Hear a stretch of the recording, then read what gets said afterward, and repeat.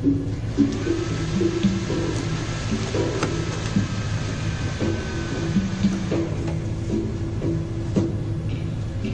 and thank you for coming here, everyone. We really appreciate your energy, being a part of what we're doing here tonight and what we're just continuing to do for our people on a consistent basis.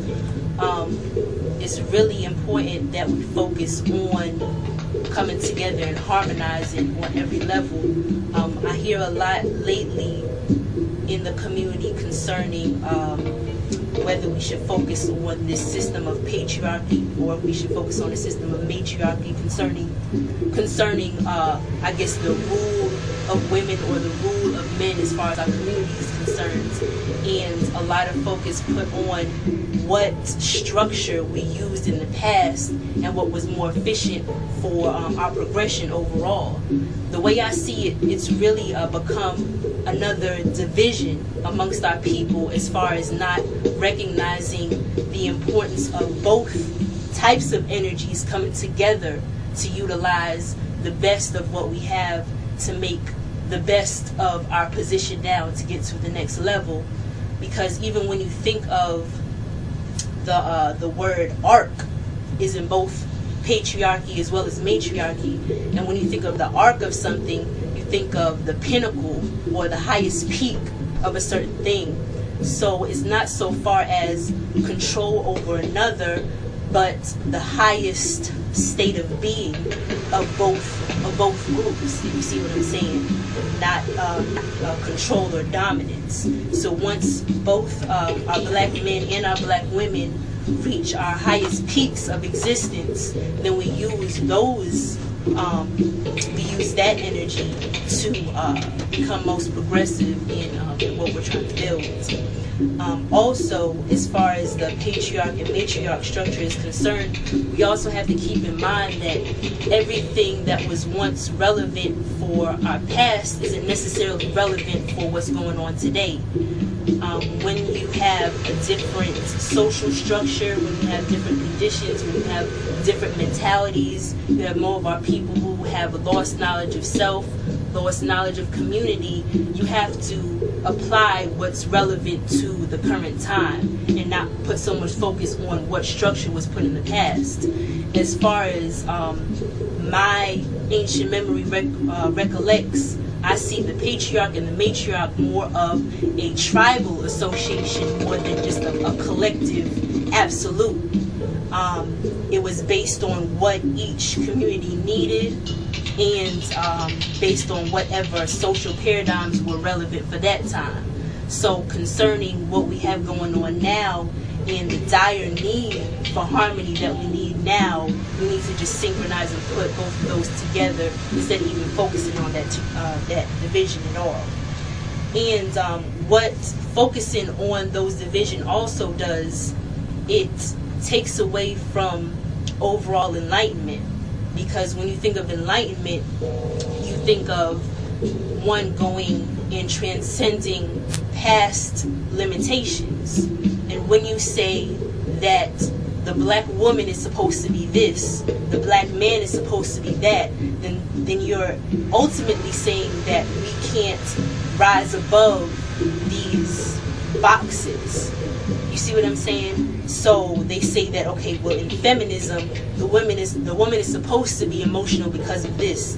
In masculinity, the man is supposed to be domineering because of that. But at the same time, our men can also show more compassion in certain things, and the woman can show more emotional discipline, in a sense, in certain things also. So that's where enlightenment comes in, and being able to master self when it comes to emotionalism, control, jealousy, all of those things that keep us bound to our lower selves. So when you think of matriarchy, patriarchy, you don't want to be held in the confines of any boxes that might lead to. Also, when we think of collectivizing those energies, some of us have been stuck in the mindset of individual enlightenment to such a degree that we forget that we manifested on this plane with other supreme beings for a reason. Some people think that once they get all of their chakras in alignment, once they get all, once they transcend certain levels of the lower self, that they can just ascend and astral project and everything for them will be fine.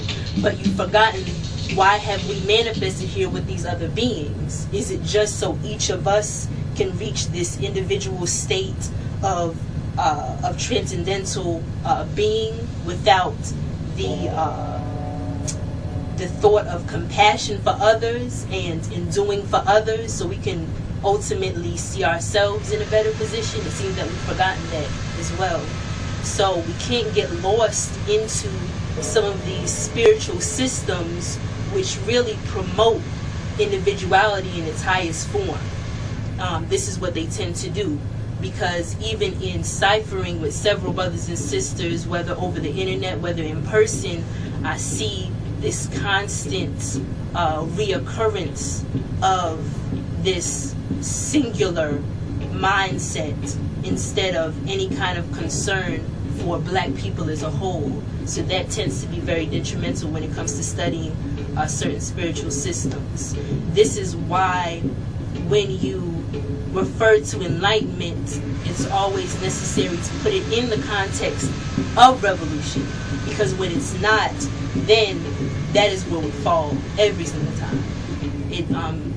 It never ceases to amaze me when you have these ciphers with individuals who don't see how revolution is even put in the same framework as spirituality, when the two definitely go hand in hand. You can't have one without the other. Spirituality in a sense in itself is revolution, because you're evolving yourself to new progressive states of being, as revolution is the same as just that on a collective level, on a global level. So that's always what we want to keep our focus on. As well.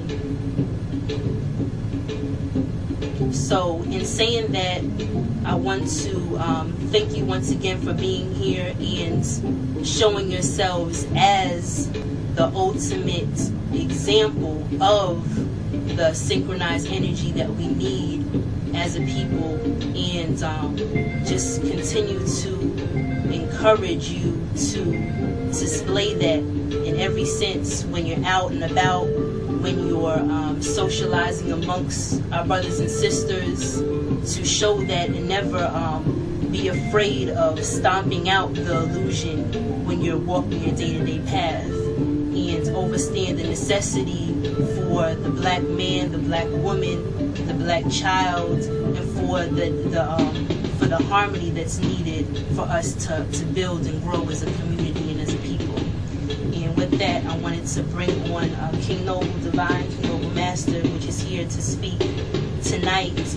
I know it's going to be something very powerful. The energy is very heavy in the air tonight, and I hope you all look forward to this as much as I do. Peace. Thank you.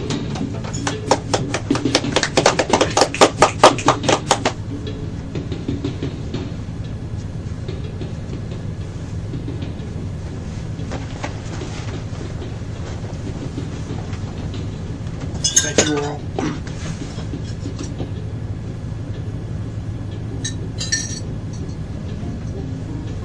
I do want to thank you all for being in attendance tonight at this divine meeting. This is a very special meeting. Usually we have meetings on Sunday or in a schedule, but now we have meetings just off the energy. We don't have meetings anymore where, if you can cut that down a little bit for me, Empress, appreciate that. I don't think I need it. So cut it just off? Yeah, usually we don't have meetings. We have meetings at a particular time on a particular schedule. But now we're not. We're just going off the ancestral energies, because that's what's guiding this thing. If the ancestral energies and the spirits and the time was not ready for what we were doing, we wouldn't be doing it right now. We wouldn't be standing here. Too many people have come before us and tried and have fell short of the glory of what we're trying to bring forth now. Too many people have fell by the wayside, fell off the path. They couldn't just pull it off. So we wouldn't be at this point going strong with the energy to do this if it wasn't for the ancestral energies and spirits. If it wasn't for that type of intuitiveness, to stay in tune with the spiritual forces of the universe, we wouldn't be here today. So that's how we move now.